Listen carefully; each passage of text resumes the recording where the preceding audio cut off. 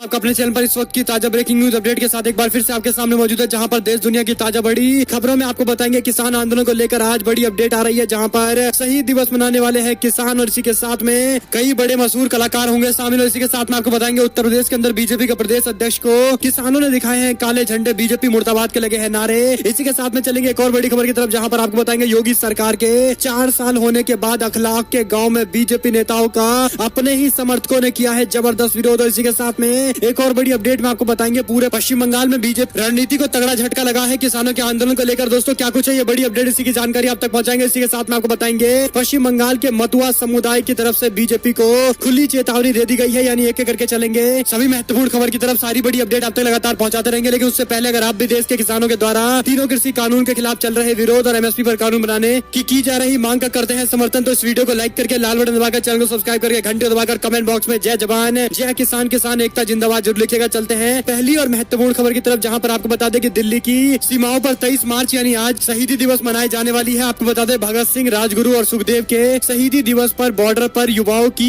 बड़ी press conference होने वाली है। सभी धरना स्थलों पर देश के युवा पहुंचने वाले हैं। इसी के साथ साथ बड़े बड़े गायक भी किसानों के बीच में मौजूद रहेंगे। कुल मिलाकर युवाओं की तरफ से ये बड़ा आयोजन किया जा रहा है। दिल्ली की सीमाओं से लगे बॉर्डर पर 11 बजे शुरू होने वाले इन कार्यक्रम में सांस्कृतिक कार्यक्रम भी होंगे। भगत सिंह, राजगुरु, सुखदेव की शहीदी दिवस पर बॉर्डर पर युवाओं के द्वारा उनके विचारों पर प्रकाश डाला जाएगा। यह शहीदी दिवस किसानों को समर्पित होगा, जिसमें किसान मजदूर के शोषण और भगत सिंह के विचारों को समझाया जाएगा और आंदोलन को और मजबूत किया जाएगा। गाजीपुर बॉर्डर पर आंदोलन कर रहे कमेटी के सदस्य ने जानकारी देते हुए बताया है कि इस दौरान शहीद आजम स्वाभिमान मार्च भी निकाला जाएगा और इस दौरान मशहूर गायक अजय हुड्डा के साथ साथ पंजाबी सिंगर भी मौजूद रहेंगे। और एक और जानकारी की माने तो किसानों की तरफ से 26 तारीख को होने वाले भारत बंद से पहले ये बड़ा प्रोग्राम आयोजित किया गया है। एक और जानकारी की माने तो संभल के अंदर पहुंचे बीजेपी के उत्तर प्रदेश के प्रदेश अध्यक्ष को जबरदस्त विरोध का सामना करना पड़ रहा है। आपको बता दें कि किसानों ने काले झंडे दिखाकर किया है जमकर विरोध। बीजेपी के प्रदेश अध्यक्ष संभल उत्तर प्रदेश पहुंचे थे, जहां पर रास्ते में ही उनको काले झंडे दिखाए गए। भारतीय किसान यूनियन के झंडे के साथ मौजूद सभी लोगों ने जमकर विरोध किया है। और कुल मिलाकर पश्चिमी उत्तर प्रदेश में बीजेपी नेताओं के विरोध का सिलसिला लगातार जारी है और इसी कड़ी में ये बड़ी अपडेट आई थी। और एक और जानकारी की माने तो योगी सरकार के 4 साल पूरे होने के बाद अखलाक के गाँव में बीजेपी के नेताओं को विरोध का सामना करना पड़ रहा है। आपको बता दें कि पश्चिमी उत्तर प्रदेश में भारतीय जनता पार्टी के अध्यक्ष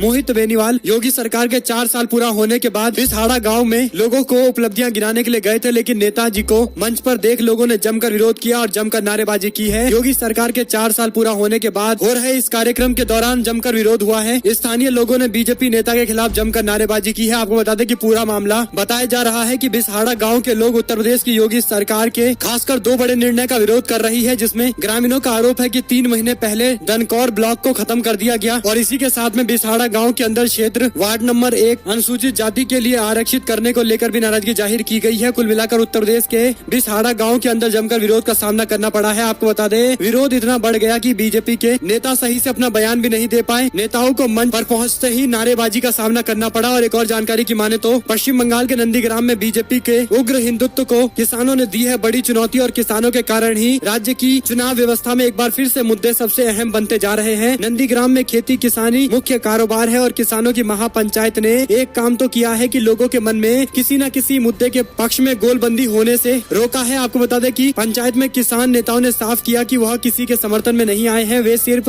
यही अपील करना चाहेंगे कि किसी को भी वोट दो, लेकिन बीजेपी को वोट मत दो। यहाँ के किसान नेताओं ने बयान देते हुए कहा है कि किसान महापंचायत होने के बाद से कई सारे लोगों ने अपने पुराने रुख को बदल लिया है और कहीं न कहीं बीजेपी के द्वारा जिस तरह से हिंदुत्व का कार्ड नंदीग्राम में खेला गया है वह कहीं न कहीं न्यूट्रलाइज भी दिखाई दे रहा है। और किसानों की महापंचायत होने के बाद अब मुद्दा किसानों के इर्द गिर्द आने लगा है। इस तरह की भी एनालिसिस सामने आ रही है। आपको बता दें कि पूरे पश्चिम बंगाल के अंदर किसानों के आंदोलन को लेकर कहीं न कहीं रुख में बदलाव देखने को जनता का भी मिल रहा है। और एक और अपडेट की माने तो मतुआ समुदाय पश्चिम बंगाल के चुनाव में सबसे अहम समुदाय में से एक है और ऐसे में बीजेपी पूरी तरह से मतुआ समुदाय को एक बार फिर से अपने साथ में लाने का प्रयास कर रही है। हम आपको बता दें मतुआ समुदाय ने 2019 के चुनाव में बीजेपी को जमकर वोट दिया था। भारतीय जनता पार्टी को 18 सीटें बेहद ही आश्चर्यजनक रूप से जिताई थी और ऐसे में बंगाल के विधानसभा चुनाव में मतुआ संप्रदाय किसी को उम्मीदवार नहीं बनाने के बाद अपना विरोध जाहिर कर रही है। इस पर अखिल भारतीय मतुआ महासंघ के महामंत्री मंजुल कृष्ण ठाकुर ने प्रेस वार्ता पर बीजेपी पर निशाना साधा। उन्होंने कहा कि शांतनु ठाकुर ने बीजेपी के समर्थन में राज्य के विभिन्न हिस्सों में रैलियां की है। उन्होंने चेतावनी देते हुए कहा है कि बीजेपी के तमाम प्रयास के बाद भी मतुआ समाज के लोग बीजेपी के खिलाफ जा सकते हैं और उन्होंने चेतावनी देते हुए कहा है कि अगर मतुआ समुदाय वोट नहीं देता है तो इसकी जिम्मेदारी समाज की नहीं नहीं होनी चाहिए, क्योंकि बीजेपी ने ही उम्मीदवार नहीं उतारा है और हमारा समर्थन नहीं किया है। रुक करते हैं एक और बड़ी जानकारी की तरफ, जहां पर तीनसुखिया में तेजस्वी यादव ने चुनावी रैली को संबोधित करते हुए रोड शो किया है और महागठबंधन के पक्ष में वोट की अपील की है। आपको बता दें कि तीनसुखिया के चलिया नगर मैदान में दोपहर 2 बजे विशाल सभा को संबोधित करते हुए आरजेडी के पक्ष में वोट मांगा गया है। बिहार में चुनाव में मिली कामयाबी के बाद अब तेजस्वी यादव बेहद ही उत्साहित हैं। तेजस्वी यादव ने अपनी पार्टी का रुख अब असम कर लिया है। असम के अंदर जहां पर एक और कांग्रेस पार्टी की तरफ से प्रियंका गांधी ने मोर्चा संभाल रखा है, वहीं पर दूसरी ओर तेजस्वी यादव भी असम में जगह जगह जाकर पार्टी के उम्मीदवार के लिए वोट मांग रहे हैं। एक सीट आरजेडी को महागठबंधन की तरफ से दी गई है और ऐसे में एक सीट यानी तीनसुखिया की एक सीट पर अपने उम्मीदवार को जिताने के लिए तेजस्वी यादव ने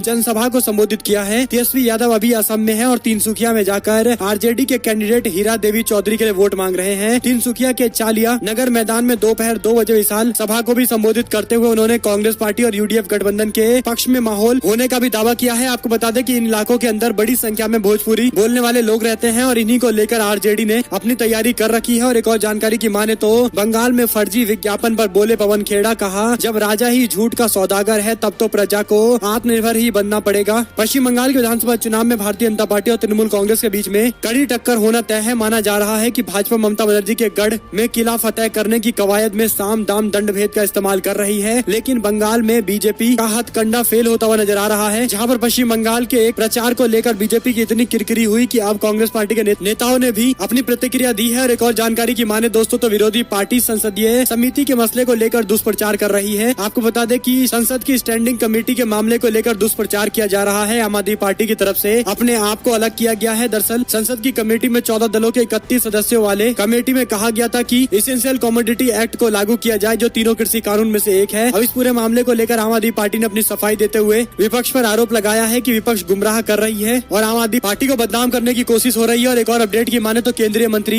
बाबुल सुप्रियो के नामांकन में टीएमसी समर्थकों ने जमकर नारेबाजी की। आपको बता दें कि तृणमूल कांग्रेस के समर्थकों ने एक जगह इकट्ठा होकर बाबुल सुप्रियो के खिलाफ गो बैक के नारे लगाए हैं। आपको बता दें कि ममता बनर्जी ने बांकुड़ा के अंदर एक रैली को संबोधित करते हुए बयान देते हुए कहा था कि बीजेपी के नेता बाबुल सुप्रियो अपनी संसदीय सीट को छोड़कर यहां से भाग रहे हैं और कहीं और से चुनाव लड़ने जा रहे हैं, जिसको लेकर टीएमसी के नेताओं ने भी बाबुल सुप्रियो का जमकर विरोध किया है। आपको बता दें कि बाबुल सुप्रियो खुद ड्रेस और ढोल बजाने के साथ साथ नामांकन करने के लिए पहुंचे थे। तृणमूल कांग्रेस के समर्थकों ने समूह बनाकर उनका जमकर विरोध किया है, गो बैक के नारे लगाए हैं। टॉलीगंज की सीट से चुनाव लड़ रहे हैं। और एक और अपडेट की माने तो बांकुड़ा से बीजेपी पर बरसी ममता बनर्जी, कहा जब तक मेरी सांस चलती रहेगी तब तक एक एक इंच के लिए अपनी लड़ाई लड़ती रहूंगी और अपनी लड़ाई नहीं छोड़ूंगी। बंगाल चुनाव को लेकर टीएमसी की सुप्रीमो ममता बनर्जी ने आन बान और शान का मुद्दा बना लिया है। बांकुड़ा के अंदर जनसभा को संबोधित करते हुए टीएमसी की सुप्रीमो ममता बनर्जी ने बीजेपी पर एक बार फिर से हमला किया है। उन्होंने बीजेपी पर तीखा हमला करते हुए कहा कि मेरे रहते हुए बीजेपी बंगाल पर कब्जा नहीं कर सकती है। उन्होंने बीजेपी पर तीखा हमला करते हुए कहा कि जब तक मेरी सांस चलती रहेगी तब तक मैं बंगाल का एक एक इंच जमीन भी बीजेपी के लिए नहीं छोड़ूंगी। बता दें कि ममता बनर्जी ने इस बात का ऐलान किया है कि जब उनकी सरकार बनेगी तो बीजेपी राज्य में फिर से नहीं घुस पाएगी और भारतीय जनता पार्टी इस बार भी करारी शिकस्त की तरफ बढ़ रही है। और एक और जानकारी की माने तो उत्तर प्रदेश के अंदर योगी आदित्यनाथ से मुलाकात करने के लिए राज्य निर्वाचन आयुक्त पहुंचे हैं, यानी उत्तर प्रदेश में जल्द ही त्रिस्तरीय पंचायत चुनाव की घोषणा हो सकती है। आपको बता दें कि प्रदेश में होने जा रहे त्रिस्तरीय पंचायत चुनाव की अब हुई तैयारियों के प्रगति रिपोर्ट को लेकर निर्वाचन आयुक्त मनोज कुमार ने मुख्यमंत्री योगी आदित्यनाथ से मुलाकात की है। राज्य निर्वाचन आयुक्त ने मुख्यमंत्री को 15 मार्च को हाईकोर्ट के आदेश के बाद पंचायती राज विभाग की ओर से जारी किए गए नए आरक्षण और सीटों के आवंटन की मौजूदा प्रक्रिया के साथ ही आयोग की तरफ से स्वतंत्र, निष्पक्ष और शांतिपूर्ण चुनाव कराने के लिए की जा रही है तैयारी, जिससे अवगत कराया है। आपको बता दें कि 27 मार्च के आसपास हो सकता है कोई बड़ा ऐलान हो। जो भी अपडेट आती रहेगी आप तक लगातार पहुंचाएंगे।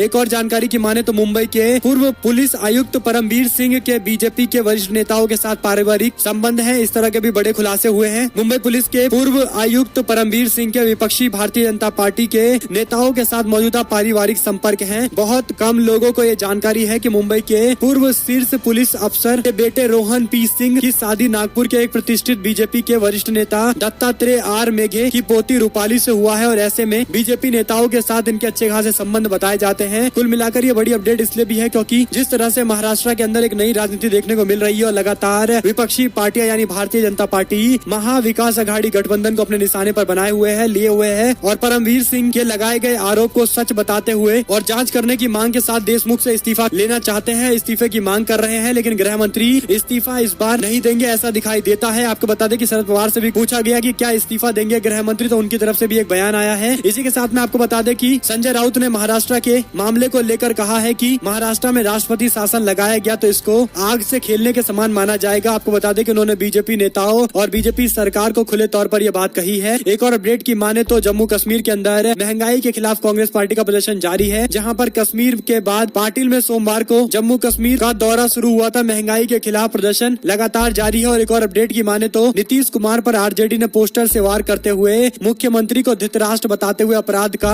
मुद्दा उठाया है। युवा आरजेडी की ओर से लगाए गए पोस्टर के साथ ही सीएम नीतीश कुमार और उप मुख्यमंत्री रेणु देवी को दिखाया गया है। दोनों बिहार विधानसभा के बाहर कुर्सी पर बैठे हुए दिखाई दे रहे हैं। दोनों के ही आंख में काली पट्टी बंधी हुई है। और एक और जानकारी की माने तो लोकसभा में बीजेपी सदस्यों ने महाराष्ट्र का मुद्दा उछाला, जिसके बाद शिवसेना की ओर से इस मामले को लेकर बॉयकॉट किया गया है। और इसी के साथ में आपको बता दें, महाराष्ट्र में एक नई राजनीति देखने को इसलिए मिल रही है क्योंकि बीजेपी को रखे रखाए एक मुद्दा मिल गया है। हालांकि इस मुद्दे पर एनसीपी और शिवसेना कांग्रेस पार्टी बैकफुट पर जाने को तैयार नहीं है। एक और अपडेट की माने तो झारखंड के विधानसभा में महंगाई और कृषि बिल पर नहीं हो रही चर्चा, काले पट्टी बांधकर बीजेपी के विधायकों ने जमकर हंगामा किया है। आपको बता दें, झारखंड के विधानसभा में महंगाई और कृषि बिल पर चर्चा नहीं हो सकी। सदन के अंदर काला कपड़ा पहने बीजेपी के विधायक ने इस चर्चा पर जमकर विरोध करते हुए हंगामा किया। बीजेपी के विधायक चर्चा शुरू होने से अंत तक वेल में डटे रहे और इस बीच बीजेपी के विधायकों ने जमकर नारेबाजी की है। और वेल में रिपोर्टर टेबल के पास बैठे विधानसभा कर्मियों को सदन की प्रोसीडिंग लिखने से भी रोका गया है। बीजेपी विधायकों का विरोध कृषि कानून पर चर्चा को लेकर था। और एक और जानकारी की माने तो सरकार के कार्यक्रम से नीतीश कुमार की तस्वीर गायब हो गई। विपक्ष का सवाल, कहा बीजेपी क्या बिहार के अंदर खेला करने वाली है? खेला होगा बिहार में। आपको बता दें कि बिहार के कटिहार के अंदर एक सरकारी कार्यक्रम में नीतीश कुमार की तस्वीर के नदारत रहने के बाद सियासत तेज हो गई है। विपक्षी पार्टी नीतीश कुमार की फोटो हटाए जाने को लेकर बीजेपी का खेल बताकर कह रही है कि बीजेपी खेला होबे की कोशिश कर रही है। दरअसल कटिहार के अंदर संस्थागत प्रसव को बढ़ावा देने के लिए समारोह का आयोजन किया गया था और इस दौरान 100 बेड के मातृ शिशु अस्पताल का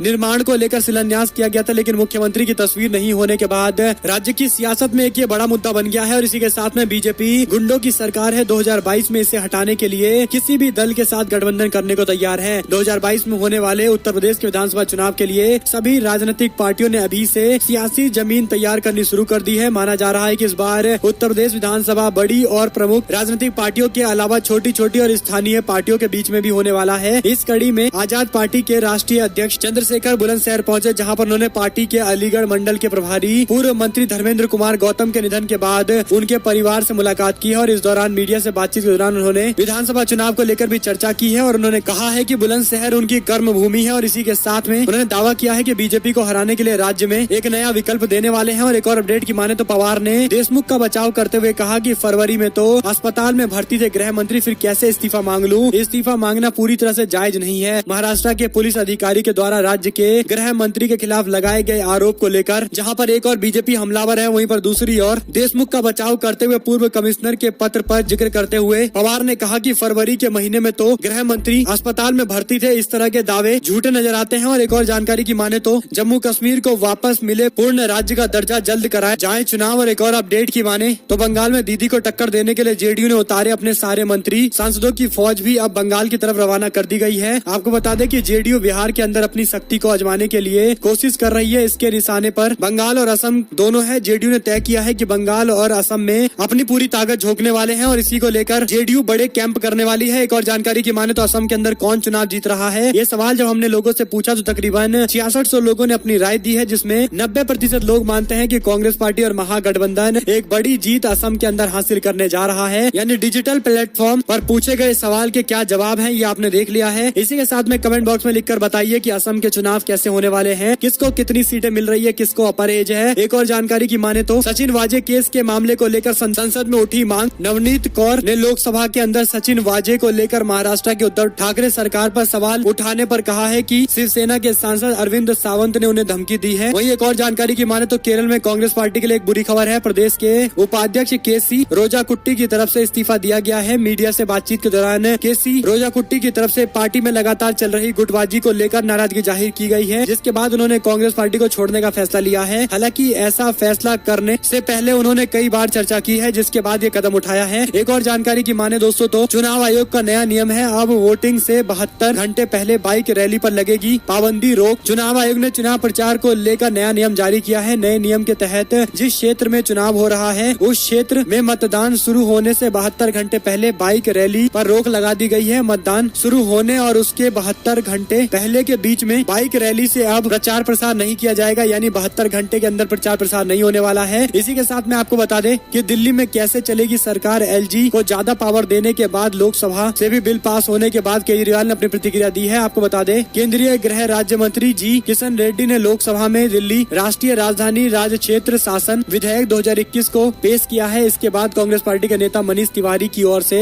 चर्चा की शुरुआत की गई है। दिल्ली सरकार के अधिकार कम करने की कोशिश वाला कदम इसे बताया गया है। एक और जानकारी की माने तो बंगाल चुनाव में कांग्रेस के स्टार प्रचारकों की लिस्ट जारी हो गई है। G23 के मनीष तिवारी को कोई जगह नहीं मिली है। कांग्रेस ने पश्चिम बंगाल विधानसभा चुनाव के तीसरे चरण के लिए सोमवार को अपने स्टार प्रचारकों की लिस्ट जारी की है, जिसमें कांग्रेस पार्टी की अंतरिम अध्यक्ष सोनिया गांधी सहित 30 नेताओं को इसमें शामिल किया गया है। इस चरण में लिस्ट में कांग्रेस पार्टी के संतुष्ट 23 नेताओं में से मनीष तिवारी को जगह मिली है, जबकि गुलाम नबी आजाद, आनंद शर्मा, भूपेंद्र सिंह हुड्डा और राज बब्बर जैसे बड़े नेताओं का कोई नाम नहीं है और कोई चर्चा नहीं है। एक और अपडेट की माने तो नरेंद्र मोदी के ड्रीम प्रोजेक्ट को सरकारी कंपनियों ने किया है फेल। संसदीय समिति ने BSNL और रेल टेल को पूरी तरह से नकारा बताया है। आपको बता दें कि भारत नेट प्रोजेक्ट को पूरा करने के लिए सरकार ने 3 कंपनियों को चुना था, जिसमें BSNL, रेल टेल और पावर ग्रिड कॉर्पोरेशन को शामिल किया गया था। लेकिन संसदीय स्थायी समिति ने लोकसभा में सौंपी अपनी रिपोर्ट में कहा है कि इस ड्रीम प्रोजेक्ट भारत नेट को पूरा करने के लिए जिस तरह से 3 सरकारी कंपनियां काम कर रही है, उससे पता चलता है कि उनके पास इस प्रोजेक्ट को पूरा करने की योग्यता और संसाधनों का अभाव है। और इसी के साथ में एक और अपडेट की माने तो भाजपा के राहुल के सामने कांग्रेस पार्टी ने अजय टंडन को मैदान में उतारा है। दरअसल दोस्तों, मध्य प्रदेश के दमोह के अंदर होने वाले उपचुनाव को लेकर सत्ताधारी भाजपा और विपक्षी दल कांग्रेस ने प्रत्याशियों के नाम की घोषणा कर दी है। सोमवार को कांग्रेस ने भी कांग्रेस की ओर से जिला कांग्रेस कमेटी अध्यक्ष अजय टंडन को उम्मीदवार घोषित किया है। और एक और जानकारी की माने तो असम चुनाव में प्रियंका गांधी बोली, कहा कांग्रेस एक विचारधारा है, इसका किसी पार्टी से कोई लिंक नहीं है। कुल मिलाकर उन्होंने अपने आप को लेकर और अपने परिवार को लेकर कह दिया है कि गांधी परिवार कांग्रेस नहीं है, बल्कि कांग्रेस एक विचारधारा है। एक और अपडेट की माने तो 26 मार्च को भारत बंद की तैयारी को लेकर फोगाट खाप ने भी रणनीति बनाई है। कई संगठनों का बड़ा समर्थन मिला है। आपको बता दें कि फोगाट खाप की तरफ से तो तैयारी की ही जा रही है, वहीं पर दूसरी ओर कई सारे संगठन है, चाहे व्यापारी मंडल का संगठन हो या फिर अन्य बड़े संगठन हो, सभी ने अपना समर्थन दिया है। ऐसे में दोस्तों, अगर आपको एक भी खबर अच्छी लगी हो तो इस वीडियो को लाइक करिएगा, लाल बटन दबाइए, चैनल को सब्सक्राइब करिए, घंटे दबाइए और कमेंट बॉक्स में जय जवान जय किसान, किसान एकता जिंदाबाद जरूर लिखिएगा। आप लोग देख रहे थे आपका अपना चैनल जय हिंद, जय भारत, वंदे मातरम।